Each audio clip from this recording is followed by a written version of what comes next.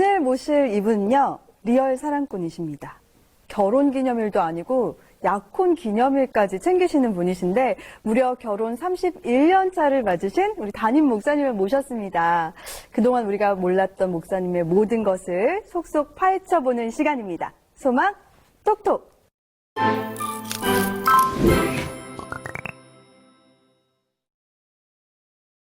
네, 안녕하세요, 목사님. 네, 안녕하세요. 네, 요즘 여러 가지로 신경 쓰이시는 일도 많고 바쁘실 텐데 또 소망아워에 첫 게스트로 나와주셔서 너무 고맙습니다. 초대해 주셔서 고맙습니다. 통을 준비했습니다, 목사님. 보이시죠? 네. 저희가 세대별로 이렇게 질문을 모아봤는데요. 준비되셨나요, 목사님? 예, 각오하고 왔습니다. 네. 그러면 각오를 담아서 우리 소망 톡톡에 또 구호를 한번 외치고 시작할까요? It's time! 소망아워. 좀 어색하죠?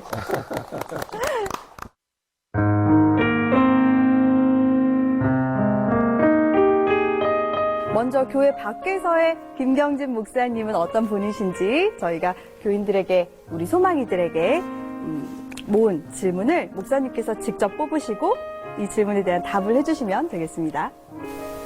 그래도 또 가운데서 한번 뽑아보겠습니다. 제가 펼쳐드릴까요? 오늘 근데 이렇게 망설임 없이 훅 뽑으시네요. 목사님. 네, 질문이 청년 김경진은 땡땡땡이었다라는 질문인데요. 목사님은 늘 항상 근엄하시고 진지하시고 약간은 조금 지루할 것 같다는 생각을 사실 했거든요. 네, 근데요, 사실은 제 아내가 말씀하는 내용을 우리 지선 씨가 했는데 금방 알아보신 것 같아요. 저 굉장히 지루한 사람 맞습니다. 근데 오늘 뵈니까 아닌 네. 것 같아요, 목사님. 그런데 젊은 시절에는 그래도 오토바이도 타봤던 사람입니다. 나름대로 사고를 치려고 했던 적도 있었는데 그 로마의 휴일에 나오는 것 같은 거 있죠? 조그마한 스쿠터 같은 거. 예. 근데 질문이 있습니다. 혼자 타셨나요? 뒤에 누군가를 태우셨나요? 그 정도가 못됐어요. 조금 하다가 그만 자꾸 사고를 내는 바람에 뒤에 태울 겨를도 없이 그만 중단하게 됐습니다. 진짜 이미지로만 봤을 때는 모범생이신 줄 알았는데, 근데 목사님 굉장히 꿈도 많으셨을 것 같아요. 그런데 꼭 목사님들께 단골 질문이 될 수도 있지만, 언제부터 이렇게 또 신학을 하고 목사를 해야 되겠다라고 생각을 하셨는지, 그 터닝 포인트도 조금 궁금하거든요.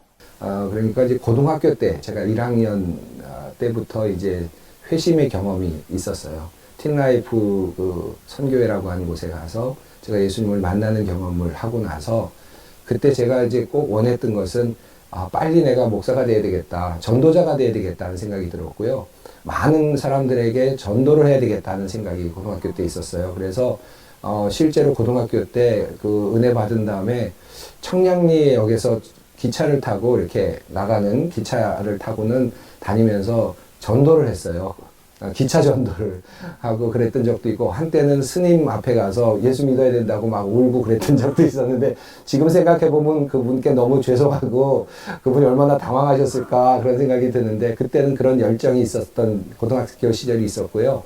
이렇게 얘기하면 재미없어지는데, 저는 그때 이제 목사로서 이제 내가 길을 간다는 생각이 더 강했기 때문에 지금보다 더 굉장히 엄숙했던 것 같아요. 사생활을 좀 궁금해하는 성도분들이 굉장히 많더라고요. 딱 하나만 더 뽑아볼게요. 드디어 나왔습니다, 여러분. 목사님에게 사모님이란? 자극제? 저를 안주하지 않게 만드는, 그리고 저를 창의적으로 만드는 자극제, 이렇게 표현할 수 있을 것 같아요. 왜냐하면 제 아내는 이제 미술을 하고 있어서 저와는 완전히 정반대의 자리에 있는 사람입니다. 저는 굉장히 보수적인 자리에서 사회를 이끌어가는 사람이고, 제 아내는 가장 첨단에서 사회를 이끌어가는 예술인이에요. 그래서 제 아내가 제가 목회하는 데 있어서 상당히 많은 도움을 주는 것은 이제 사람을 이해할 수 있도록 폭을 넓혀주고, 또 믿지 않는 사람들에게까지도 생각할 수 있는 그 폭을 넓혀주는 그런 면에서 제가 설교하는 데도 큰 도움을 많이 받고 있고요. 또 목회도 예술적인 분야이기 때문에 그런 면에서 보면 서로 보완하고 있는 그런 것도 있다고 할 수 있어요. 사모님은 언제 어디서 만나서 어떻게 만나셨나요? 네, 목사님 먼저 고백하셨나요? 제 아내하고 만난 거는, 만나고 나서 저는 결혼까지는 3개월밖에 걸리지 않았어요. 원래 독일로 제가 유학을 가기로 결정돼 있고 그 당시까지만 해도 제가 만나는 사람이 없었는데 얼마 남지 않은 시간이지만 목회를 해달라고 하는 곳에 이제 가게 됐어요. 그곳에 가서 이제 한 곳에 이제 신방을 하게 됐는데 그때 신방을 가서 만나는데 제가 반했던 것은 그때 제 아내가 차고 있었던 시계였어요. 그 시계가 그 당시로서는 사람들이 거의 차지 않는 아주 어떻게 보면 굉장히 소박한 남들이 경품으로 주어도 안 찰 정도의 시계를 차고 있었어요. 한참 못낼 나이였는데 이제 그 소박한 시계를 차고 있는 것을 보면서 이 사람이 굉장히 소박하다. 그러면서 같이 잘 이렇게 맞지 않을까 하는 생각이 들면서 굉장히 이제 느낌이 좋았고 또 그날 어떻게 제가 제 아내의 그림을 보게 됐는데 그림이 굉장히 마음에 들었었어요. 지금까지도 저는 제 아내의 그림을 굉장히 좋아합니다.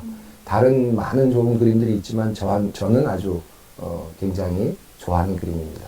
물론 사모님이 항상 아름다우시고 자극제가 되어주시고 너무 좋으시지만 우리 아내 나 이거는 좀 진짜 못 참겠다. 나 이거 너무 힘들다. 요런 거 살짝 글쎄요. 두 개만? 제 아내가 예술을 하니까 예술가들이 갖고 있는 특징이 있어요. 제가 종종 그런 얘기 하는데 예술가들이 이제 그림을 그려도 어떨 때는 막 성녀가 되는 그림을 그리다가 어떨 때는 막 악녀가 되는 그림을 그릴 때가 있어요. 내면의 표출 같은 것들이 있잖아요. 성녀와 같은 그림을 그릴 때는 막 박수를 쳐주고 격려하다가 갑자기 딴 길로 가면 중보기도 해야 될 것 같아요. 그런 느낌의 그런 대화들을 할 때가 꽤 있습니다. 근데 뭐 바뀐 것이 있다면 옛날에는 그것이 이제 틀렸다라는 생각을 하고 조금 더 바꿔줬으면 하는 마음으로 제가 때로는 있었다면 요즘에는 이제 다르구나.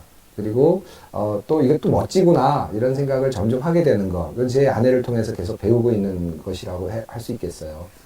이제 저희 교회 이야기도 좀 해볼까 합니다. 이제 목사님 부임하시고 또 올해 특히 코로나19 그 비대면 시대를 겪어오면서 성도분들이 많이 불안하시기도 하셨을 거고 앞으로 우리 교회의 비전은 어떤 거지 어떻게 해나가야 되지라는 고민들이 좀 많으셨던 것 같아요. 또 세대별로 그런 질문들을 모아봤는데요. 목사님 역시 하나 뽑아주시죠. 네.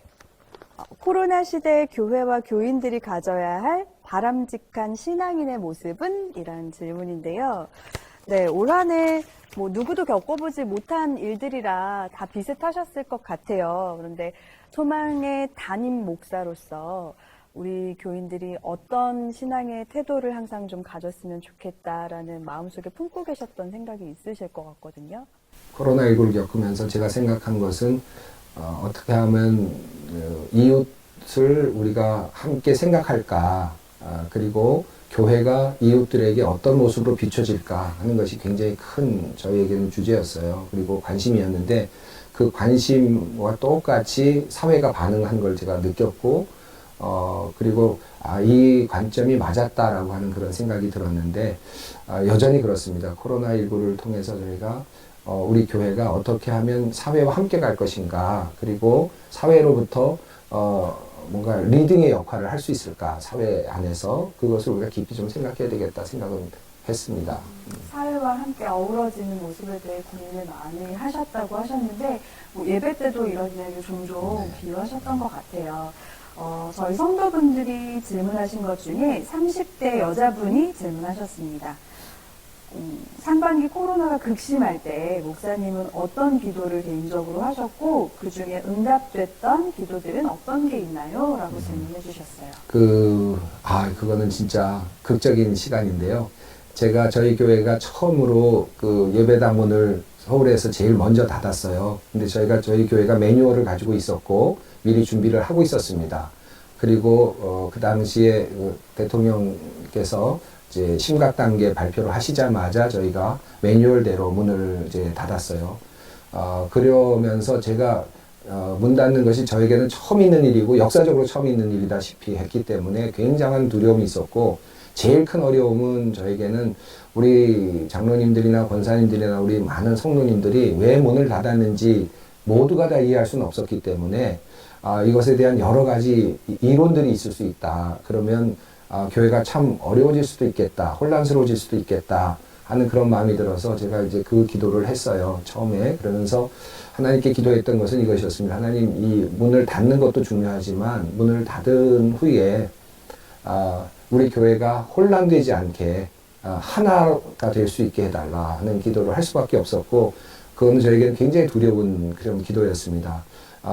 문을 닫고 나서 첫 하루 이틀 동안 온 반응들을 보면 정말 두려울 정도였어요. 많은 교인들이 이해하지 못하신 분들도 참 많았고, 정말 정말 이상한 목사가 왔다 할 정도까지 이렇게 생각하시는 분들의 의견 표출도 사실 있었고, 어떻게 교회가 문을 닫을 수 있느냐, 뭐 이런 얘기도 있었는데, 그때 제가 간절히 기도를 했는데, 이건 뭐 기도대로 됐다기보다는 하나님께서 이틀 후에 저희 교회 찬양대원 중에서 사실 확진자가 다녀갔다고 하는 이제 그런 뉴스가 나오면서 아주 굉장히 어려운 국면에 처할 수 있는 상황이 됐었습니다. 근데 다행히도 확진자가 번져가지 않았고, 또 실제로 그분도 다녀갔지만 그 병이 있었던 그 이전에 다녀갔다는 것이 알려졌지만, 매스컴에는 그것이 완전히 알려지진 않았습니다만은 저희 교회가 안전하게 이제 그것이 잘 정리되는 과정이 있으면서 하나님께서 이런 방식을 통해서 제가 기도했던 그 기도를 응답해 주셨구나. 그래서 교회를 다시 하나 되게 하시는,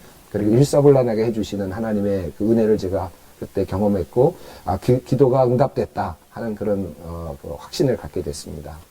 마지막으로 앞으로의 우리 소망교회에 대한 비전, 또 목사님 생각하시는 거 짧게 우리 소망이들에게 얘기해 주신다면 어떤 게 있을까요? 네, 아직 제가 소망교회 비전으로 특별하게 따로 이렇게 떼어서 문장화시켜서 이렇게 올려놓지는 않았습니다. 우리 전에 목사님 하셨던 그 비전 그대로 놓고 같이 따라가고 있는 중이었는데요. 이유는 우리 비전은 우리 성도들과 함께 만들어가는 것이라고 생각을 해서 조금 기다리면서 함께 왔습니다. 그럼에도 불구하고 제가 생각하고 있는 것이 있다면 두 가지 단어로 말씀드리고 싶어요. 하나는 생명입니다. 어디서든지 육적인 생명이든 영적인 생명이든 생명이 살아나는 곳을 만들고 싶다 하는 것이 제 마음이고, 이것을 어떻게 살아나게 할 것인가 하는 그 방법에 대해서는 아름다움이라고 하는 표현을 쓰고 싶어요. 가장 아름답게 믿지 않는 사람들도 긍정할 수 있는 방식을 따라서, 그리고 우리 모두가 함께 즐거워할 수 있는 방법을 따라서 그렇게 우리가 생명을 살리는 일을 했으면 좋겠다, 그런 마음을 갖고 있습니다. 그래서 생명과 아름다움 두 가지 단어로 저의 비전을 말씀드리고 싶습니다. 좀 나중에 잘 만들어서 여러분께 알려드리겠습니다.